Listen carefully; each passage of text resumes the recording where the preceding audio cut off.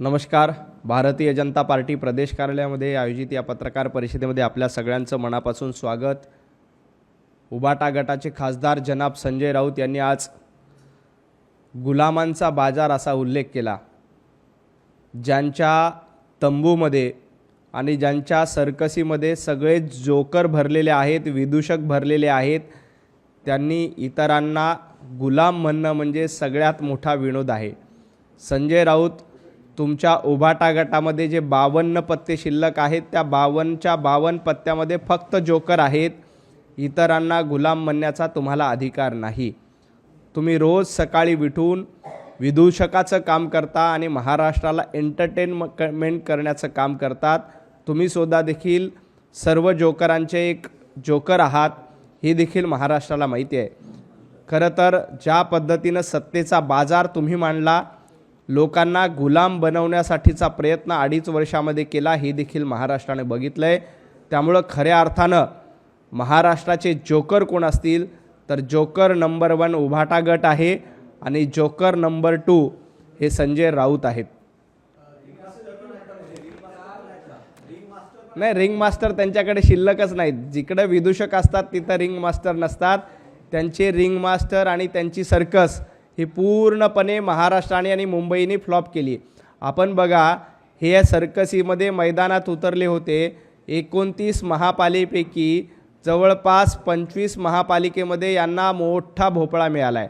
त्यामुळे यांच्याकडं ना रिंग मास्टर आहे, ना यांच्याकडं वाघ आहे, ना यांच्याकडं सिंह आहे. हे फक्त विदूषकांचा खेळ करू शकतात. विदूषकांचा खेळ याच्याशिवाय यांच्याकडे पुढे काहीही नाही. याला कॉमेडी सर्कस एवढंच म्हणू शकतो.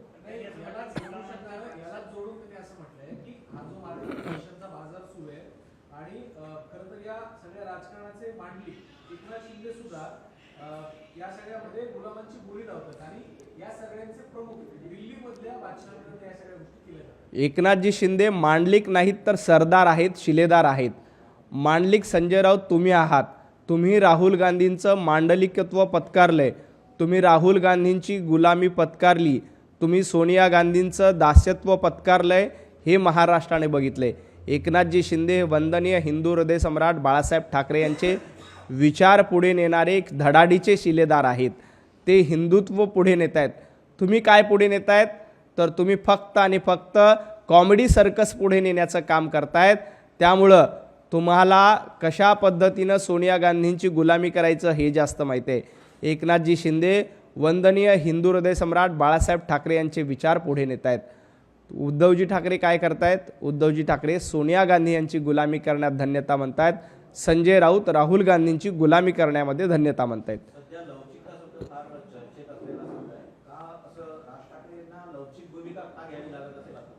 नाही, राज ठाकरे सातत्यानं लवचिक भूमिका घेत आहेत आणि राज ठाकरे यांच्या लवचिक भूमिकेचं सगळेच जण स्वागत करतायत. खरं तर ज्या पद्धतीनं राज ठाकरे यांनी उद्धवजी ठाकरे यांची साथ दिली, परंतु राज ठाकरे यांचा केसाने गळा कापण्याचं काम उभाटा गटाने केलं, संजय राऊतांनी केलं. आज देखील संजय राऊतांनी एक कबुली दिली की शिवसेनेच्या जागा वाढल्या त्या फक्त म्हणजे उभाटा गटाच्या जागा वाढल्या त्या फक्त राज ठाकरे यांच्यामुळे. परंतु राज ठाकरे यांच्या जागा वाढल्या का? गेल्या वेळेला राज ठाकरे 7 ठिकाणी निवडून आले होते एकटे लढले असताना. आज मात्र फक्त 6 ठिकाणी राज ठाकरेंना विजय मिळाला. याचा अर्थ मनसेनं उबाटा गटाला मदत केली, परंतु उबाटा गटानं राज ठाकरे यांना देखील सोडलं नाही. त्यांच्या पाठीमध्ये खंजीर खुपसला.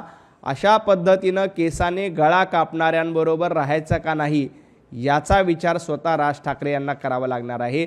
त्यामुळेच राज ठाकरे यांनी काल भाषणात देखील सांगितलं की मी लवचिक भूमिका घेतोय. पुढची लवचिक भूमिका हीच असेल की राज ठाकरे उबाटा गटापासून दूर गेलेले आपल्याला बघायला मिळतील. काल देखील कालचा मेळावा झाला. राज ठाकरे मेळाव्यामध्ये आपलं भाषण संपल्याबरोबर निघून गेले. त्यांनी कारण सांगितलं का वाढदिवसाचं. हरकत नाही, ती राज ठाकरे यांचं वैयक्तिक कारण असेल, परंतु राज ठाकरे यांनी मनसैनिकाला देखील संदेश दिलाय की उद्धव ठाकरेंसोबत मी नाही, मी उद्धव ठाकरेंसोबत राहणार नाही. हा संदेश काल देखील राज ठाकरे यांनी एका संदेशातून आणि एका संकेतातून दिलेला आहे.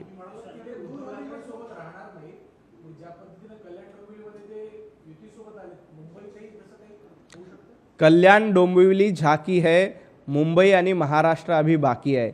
येणाऱ्या काळात बघा ज्या पद्धतीनं उद्धवजींनी राज ठाकरे यांना धोका दिला, आता वेळ राज ठाकरेंची आहे.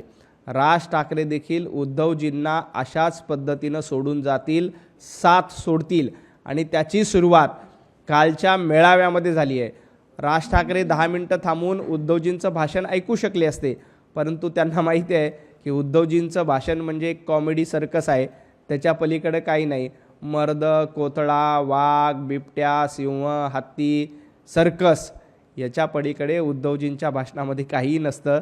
त्यामुळे हे रटाळवानं आणि कंटाळवानं भाषण ऐकण्यापेक्षा 1 वर्षाच्या मुलीच्या वाढदिवसात जाऊन हॅपी बर्थडे म्हणणं उद्धवजींना जास्त योग्य वाटलं, त्या राज ठाकरेंना जास्त योग्य वाटलं. त्यामुळं उद्धवजींचं भाषण सोडून राज ठाकरे वाढदिवसाच्या कार्यक्रमाला गेले. नाही, राज ठाकरे यांना भूमिका घ्यायची आहे. भारतीय जनता पार्टीला याच्या आधी देखील लोकसभेला राज ठाकरे यांनी पाठिंबा दिला होता, तो आम्ही स्वीकारला होता. यापुढचा निर्णय राज ठाकरेंनी घ्यायचा आहे.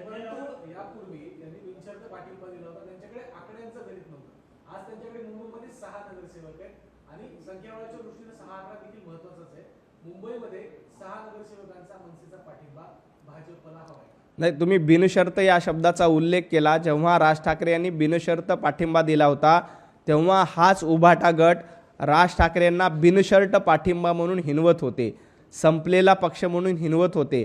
आता राज ठाकरे याच हिनवणाऱ्यांचा बदला घेतल्याशिवाय राहणार नाही. त्याची सुरुवात कल्याण डोंबिवलीमधून झाली आहे. कल्याण डोंबिवलीमध्ये मनसैनिकांनी महायुतीला पाठिंबा दिला आहे. महाराष्ट्रात देखील जिथं शक्य असेल तिथं राज ठाकरे उभाटा गटासोबत राहणार नाहीत, हे तुम्ही लिहून घ्या.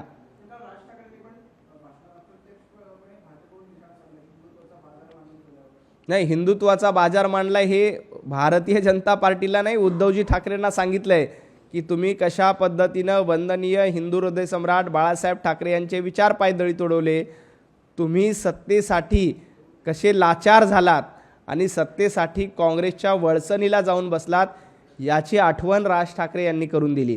तुम्ही पत्रकार म्हणून राज ठाकरे यांचं भाषण नीट ऐकलं, त्याचं विश्लेषण केलं तर राज ठाकरेंचा इशारा स्टेजवर व्यासपीठावर बसलेल्या उद्धव ठाकरे यांच्याकडे होता की तुम्ही राजकारणाचा बाजार मांडलाय, तुम्ही हिंदुत्वाचा बाजार मांडलाय.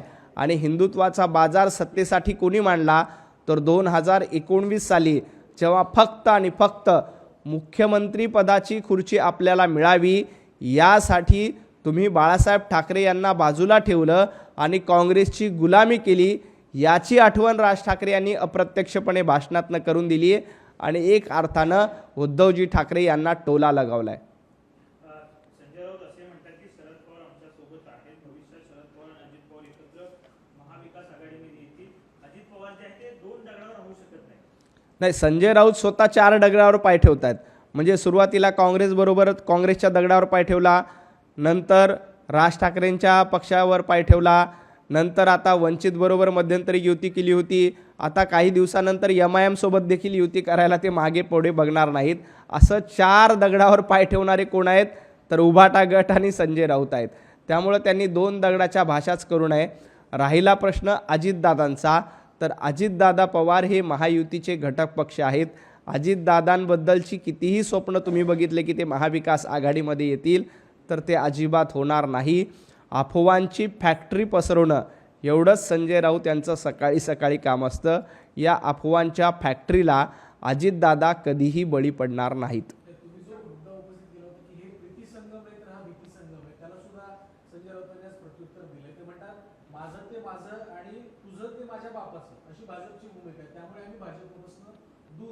नाही, यांचा भीती संगम होता हे महाराष्ट्राने ओळखलं.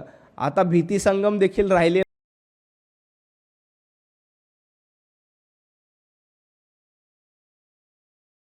मारत होते, परंतु महाराष्ट्रानं बघितलं की हे भीती संगम होतं आणि भीती संगमापोटी भारतीय भीतीपोटी हे दोघेही एकत्र आले होते. परंतु महाराष्ट्राच्या जनतेनं ओळखलं की विकास कोण करू शकतं तर देवेंद्रजी फडणवीस करू शकतात. विकसनशील नेतृत्व कोण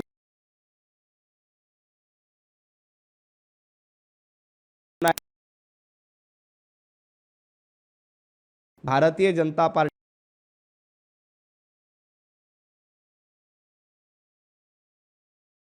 काम जनतेनं केलेलं आहे. संजय राऊत कितीही म्हणत असले की आमचा प्रीती संगम आहे, आमचा प्रीती संगम आहे, परंतु जनतेनं ओळखलंय की ही देवाभाऊंची भीती आहे, ही महाराष्ट्रातल्या जनतेची भीती आहे की तुम्ही ज्या राज ठाकरे यांना बाजूला केलं होतं, घरातून बाहेर काढलं होतं, त्या राज ठाकरेंना भीतीपोटी सोबत घेतलं आहे. परंतु महाराष्ट्र हा विकासाच्या सोबत कायम उभा राहिला आहे, देवाभाऊंच्या पाठीशी कायम उभा राहिला आहे आणि देवाभाऊंचं नेतृत्व हे खणखणीत नाणं आहे आणि बाकी सगळे ब्रँड म्हणून घेत होते, त्यांचा बँड वाजवण्याचं काम महापालिकेच्या निवडणुकीत झालेलं आहे. संजय राऊत असेही म्हणतात की शिंदे रुसून बसलेले आहेत, रुसलेल्या सुनबाईला सारख्या सूचना ज्या आहेत त्या दिल्लीच्या कराव्या लागतात, पण दिल्लीतला सासरा जो आहे तो ऐकत नाही, त्यामुळे सुनबाई त्यांची पंचायत झाली. नाही, संजय राऊत हे राहुल गांधींची नवरी झालेली आहेत. याच्या आधी देखील बघितलंय की दिल्लीमध्ये जायचं, राहुल गांधींची गुलामी करायची, हे संजय राऊतांचं काम झाले. काँग्रेसची जे स्वतः नवरी म्हणून आहेत त्यांनी इतरांना सून, इतरांना सासू म्हणू नये. अहो संजयजी राऊत, तुम्ही ज्या पद्धतीनं राहुल गांधी यांना पंतप्रधान करण्यासाठी पायघड्या घालत होत्यात, नवसं बोलत होतात, कशा पद्धतीनं राहुल गांधीच पुढचे पंतप्रधान आहेत अशा वल्गना करत होत्यात, तुम्ही राहुल गांधींची नवरी आणि मराठी भाषेत आणखी चांगलं सांगायचं झालं तर प्रेयसी म्हणून काम केलं होतं. परंतु राहुल गांधी यांनी तुम्हाला प्रेयसी म्हणून देखील ठेवलेलं नाही, हे देखील महाराष्ट्राने बघितलेलं आहे. काँग्रेसनं तुम्हाला मुंबई महापालिकेच्या निवडणुकीत बाजूला ठेवलं. तुम्ही खूप प्रयत्न केले की काँग्रेसबरोबर युती करू, काँग्रेसला सोबत घेऊ, परंतु राहुल गांधींना लक्षात आलं की संजय राऊत नावाची प्रेयसी आपल्या काही कामाची नाही. याआधी संजय राऊत नावाची प्रेयसी शरद पवारांसोबत बसली होती, तिथेही काही डाळ शिजली नाही. त्यानंतर स्वतःच्या भावाला मंत्री करण्यासाठी उभाटा गटाकडे खूप पायघड्या घातल्या, तिथेही या प्रेयसीचा उपयोग झाला नाही. नंतर हीच प्रेयसी राज ठाकरेंकडे गेली, तिथेही काही डाळ शिजली नाही. आता हीच प्रेयसी वंचित आघाडीकडे मध्यंतरी जाऊन झाली, तिथेही काही शिजली नाही. त्यामुळे इतरांना सून, नवरी म्हणण्यापेक्षा आपण कशा पद्धतीनं 12 जणांच्या प्रेयसी आहोत याचं भान संजय राऊतांनी ठेवावं. महानगरपालिकेमध्ये बिनविरोध पॅटर्न फार गाजलेला होता, त्याच्यावरून फार टीका पण झाली होती. ठाण्याच्या बालेकिल्ल्यामध्ये 3 उमेदवारांनी जे बिनविरोध गुलाल उधळलेला पाहायला मिळतो. नाही, अनेक ठिकाणी भारतीय जनता पार्टीवर विश्वास आहे, त्यामुळं लोक भारतीय जनता पार्टीच्या उमेदवाराला बिनविरोध निवडून देतात. ज्या ठिकाणी शक्य आहे तिथं बिनविरोध झाली, नाही झाली तिथं आम्ही लोकांमध्ये गेलो, जनतेचे आशीर्वाद मागितले, जनतेची मतं मागितली, आम्ही सेवा करणारे आहोत. उद्धवजी ठाकरे किंवा बाकी महाविकास आघाडी फक्त मेवा खाण्यामध्ये धन्यता मानत होती. त्यामुळं बिनविरोध जिथं नाही झाली तिथंही महाराष्ट्राचा निकाल बघा, 29 पैकी जवळपास 25-26 महापालिकेमध्ये महायुतीला दणदणीत विजय मिळाला. बिनविरोध काही ठिकाणी झाल्या, पण जिथं लढाई झाली तिथे देखील आम्ही लढलो. अहो, ज्या किरीट सोमय्यांच्या विरोधामध्ये संजय राऊत आणि उभाटा गट सातत्यानं बोंबाबोंब मारत होते, आरडाओरडा करत होते, तिथं यांना साधा उमेदवार मिळाला नाही. नील सोमय्यांच्या विरोधामध्ये साधा तुम्हाला उमेदवार मिळाला नाही. त्यामुळं तुम्ही इतरांवर टीका करण्यापेक्षा स्वतः आत्मपरीक्षण केलेलं बरं.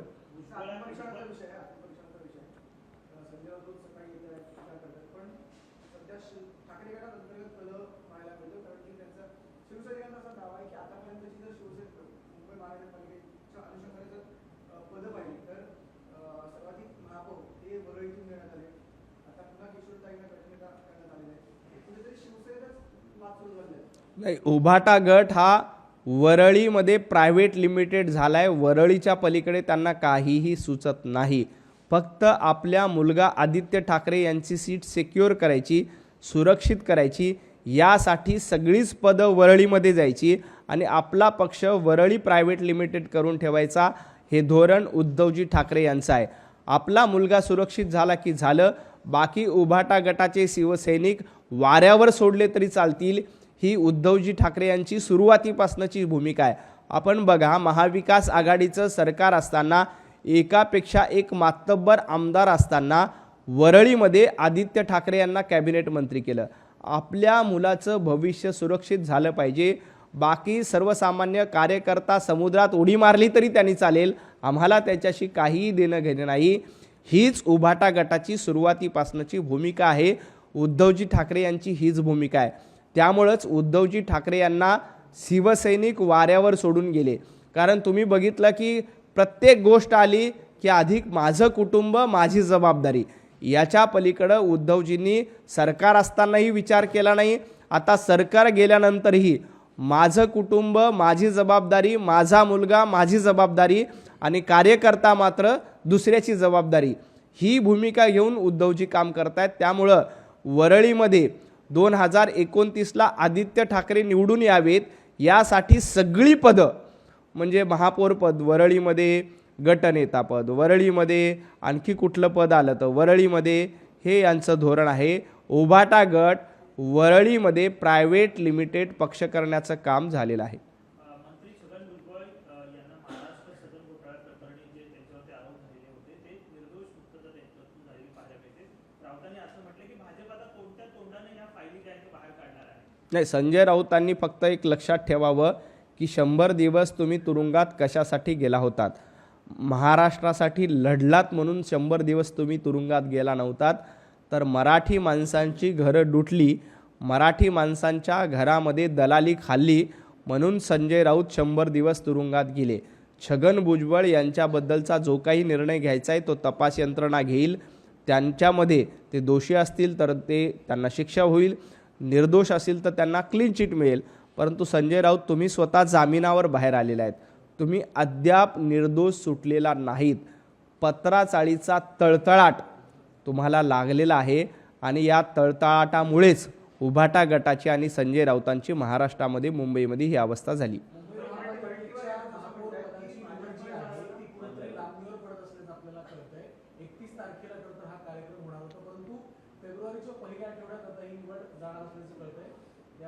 नाही, मला त्याच्याबद्दल कल्पना नाही. याबद्दल निवडणूक आयोग, प्रशासन योग्य तो निर्णय घेईल.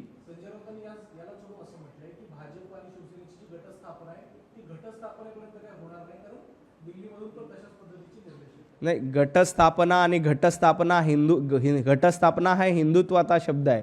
संजय राऊतांनी घटस्थापना हा शब्द वापरू नये. घटस्थापना आमच्यासाठी पवित्र असते आणि या घटस्थापनेच्या मुहूर्तावर अनेक शुभ कार्य आम्ही सुरुवात करतो. तुम्हाला हे शब्द वापरण्याचा अधिकार नाही आहे. तुम्ही वापरायचे असतील तर वेगळे शब्द वापरा. पाकिस्तान धार्जिणे, बांगलादेश धार्जिणे शब्द तुम्ही वापरा. आमची घटस्थापना देखील झाली आहे, मुंबईमध्ये घटस्थापना देखील झाली आहे आणि मुंबईमध्ये विकासाची मुहूर्तमेढ देखील रोवलेली आहे. जनतेनं देवाभाऊंना भरभरून मतं दिली, देवाभाऊंच्या पक्षांना भरभरून आशीर्वाद दिले. तुमची अगरबत्ती मुंबईमध्ये लागली नाही.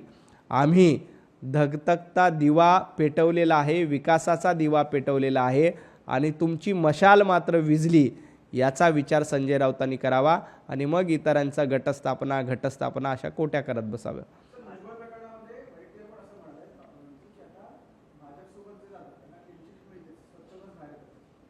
नाही, वडेट्टीवारांना याबद्दल बोलण्याचा अधिकार नाही. वडेट्टीवारजी, चंद्रपूर महापालिकेमध्ये 4 गट पडलेत, एकही गट तुमच्यासोबत नाही. जनतेनं काँग्रेसला निवडून दिलं, पण निवडून दिल्यानंतर देखील तुम्हाला आपला पक्ष बांधता येत नाही. जरा चंद्रपूर महापालिकेमध्ये थोडं लक्ष घातलं आणि चंद्रपूर महापालिकेतली गटबाजी थांबवली तर जास्त होईल. मग भुजबळांकडे लक्ष द्या. आधी चंद्रपूर महापालिकेमध्ये आपली कशी सत्ता बसवता येईल, कसा महापौर करता येईल, याचा विचार वडेट्टीवारांनी करावा. याजवळून वडेट्टीवार असे म्हणतात की भाजपकडून काँग्रेसचे जे नगरसेवक आहेत त्यांना कोट्यवधी रुपयाचं आमिष जे आहे ते दाखवलं जात आहे. चंद्रपूर महापालिकेमध्ये वेगवेगळं पद जे आहे ते देण्यासाठी. तुमच्या काँग्रेसच्या नगरसेवकावर तुमचा विश्वास नाही का? तुमचं तिकीट घेऊन तुमच्या पक्षात ते निवडून आले आणि तुमच्या पक्षावर, तुमच्या कार्यकर्त्यांवर जर का तुमचा विश्वास नसेल आणि तुम्ही तुमच्या कार्यकर्त्यांना, नगरसेवकांना अशा पद्धतीनं घोडे बाजारामध्ये जाणारे लोक म्हणत असाल तर ती लोक तुमच्यावर कशा विश्वास ठेवतील? अहो, तुम्हाला तुमचे आमदार सांभाळता आले नाही, तुम्हाला तुमचे नगरसेवक सांभाळता येत नाही, तुमच्या पक्षाकडे ना विचारधारा आहे ना आचारधारा आहे. याचा विचार वडेट्टीवारांनी कराव्या. वडेट्टीवार काँग्रेसला लोकांनी निवडून दिलं, परंतु तुमच्या गटबाजी, तुम्ही प्रतिभाताई धानोरकरांना दूर ठेवता, प्रतिभाताई धानोरकरांना कुठल्याही निर्णय प्रक्रियेमध्ये ठेवत नाहीत. सगळं काही माझंच आहे आणि माझ्याच वडिलांचं आहे, पार्टी माझ्या वडिलांची आहे, अशा आविर्भावात जर का वागत असाल तर काँग्रेसचे कार्यकर्ते आणि निवडून आलेले नगरसेवक देखील वडेट्टीवारांसोबत राहणार नाहीत. ते देखील वडेट्टीवार आणि काँग्रेसची साथ सोडून दिल्याशिवाय राहणार नाहीत.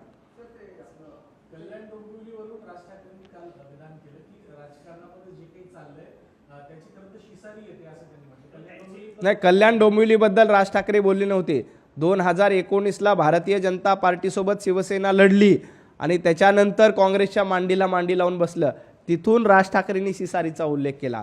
ही सिसारी आली ना, याची सुरुवात कोणी केली महाराष्ट्रामध्ये, तर उद्धवजी ठाकरे यांनी केली. उद्धवजी ठाकरे महायुतीमधून लढले आणि काँग्रेससोबत जाऊन बसले नसते तर ना महाराष्ट्राच्या राजकारणाची गटारगंगा झाली नसती. महाराष्ट्राच्या राजकारणाची गटारगंगा करण्याचं काम कोणी केलं असेल तर उद्धवजी ठाकरे यांनी केलं. आणि गंगा सफाई अभियान हे भारतीय जनता पार्टीने सातत्यानं राबवलं, देवाभाऊंनी राबवलं. म्हणून महाराष्ट्राचं आजचं राजकारण स्वच्छ आणि सुंदर, पारदर्शक आणि विकासाभिमुख आहे. परंतु याला सोडून ते एका बाजूला कल्याण डोंबिवलीच्या राजकारणावर टीका करतायत, पण दुसऱ्या बाजूला त्यांचेच नगरसेवक युतीला पाठिंबा देत आहेत, कल्याण डोंबिवलीमध्ये सत्ता स्थापना करण्यासाठी. भूमिका काय? राज ठाकरेंचं भाषण ऐकण्यामध्ये तुम्ही गल्लत केली असं मला वाटतं. राज ठाकरे कल्याण डोंबिवलीबद्दल सिसारी आली असं कुठेही म्हणले नव्हते. कल्याण डोंबिवलीचे नगरसेवकांनी उलट भारतीय जनता पार्टी आणि महायुतीला पाठिंबा दिला. राज ठाकरे यांची भूमिका ही होती की राजकारणाची सिसारी येणं का म्हणतात की उद्धवजी ठाकरे काँग्रेसच्या दावणीला जाऊन बसले, सत्तेसाठी काँग्रेससोबत जाऊन बसले. ही जी सरमिसळ झाली, ही भेसळ झाली, याची सुरुवात कोणी केली तर उद्धवजी ठाकरे यांनी केली. तो रेफरन्स देऊन राज ठाकरे यांनी उद्धवजी ठाकरे जे स्टेजवर बसले होते त्यांना सांगितलं की तुम्ही असं केल्यानंतर तुम्हाला कर्म का फल, जैसे ज्याचे कर्म तैसे फल देतो रे ईश्वर. तोच धडा राज ठाकरेंनी कालच्या भाषणामध्ये दाखवून दिला. बार्शीमध्ये दोन्ही शिवसेना ज्या आहेत एकत्र आलेल्या पाहायला मिळत आहेत. नाही, बार्शीमध्ये काय झालं मला माहीत नाही, पण मला खात्री आहे की उभाटा गटाला एकनाथजी शिंदे कधीही सोबत घेणार नाही. उभाटा गट म्हणजे MIM हे समीकरण महाराष्ट्राला माहीत आहे. ज्या पद्धतीनं MIM महाराष्ट्रामध्ये द्वेष पसरवण्याचं काम करतंय, अगदी त्याच पद्धतीनं उभाटा गट देखील महाराष्ट्रामध्ये द्वेष पसरवण्याचं काम करतंय. त्यामुळं उभाटा गट बरोबर MIM यांना एकनाथजी शिंदे कधीही सोबत घेणार नाहीत याची आम्हाला खात्री आहे.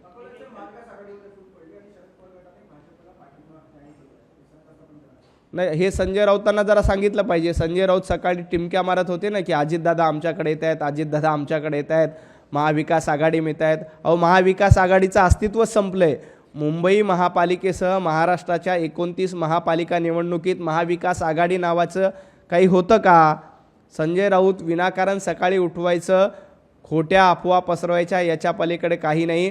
महाविकास आघाडीच्या ठिकऱ्या विधानसभेच्या निवडणुकीला उडाल्या, महापालिकेच्या निवडणुकीला उडाल्या, आता जिल्हा परिषदेच्या निवडणुकीत देखील महाविकास आघाडीच्या ठिकऱ्या उडल्याशिवाय राहणार नाहीत. एक कल्याण डोंबिवलीबाबत एक प्रश्न आहे. ज्या पद्धतीने मनसेने शिवसेनेला पाठिंबा शिंदेचा दिलेला आहे, परंतु त्यांचे जे नेते आहेत असे वेगवेगळी भूमिका मनसेचे मांडताना पाहायला मिळत आहे.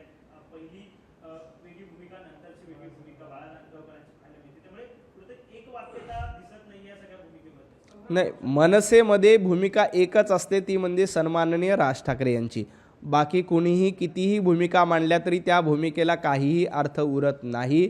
जे राज ठाकरे सांगतील तीच मनसेची भूमिका असते आणि राज ठाकरे यांनी सांगितल्याशिवाय कल्याण डोंबिवलीमध्ये मनसेचा पदाधिकारी कुठलाही निर्णय घेऊ शकत नाही. त्यामुळे कल्याण डोंबिवलीमध्ये जो काही पाठिंबा महायुतीला मिळाला, शिवसेनेला मिळाला, तो सन्माननीय राज ठाकरे यांच्या सांगण्यावरूनच मिळाला. कारण आपल्याला माहीत आहे की राज ठाकरे यांचा पक्ष शिस्तीचा पक्ष आहे. राज ठाकरेंचा पक्ष आदेशावरून चालतोय, त्यामुळं ते आदेशाची पायमल्ली करत नाहीत. हे राज ठाकरे यांना देखील माहिती आहे आणि मनसेच्या इतर नेत्यांना देखील माहिती आहे.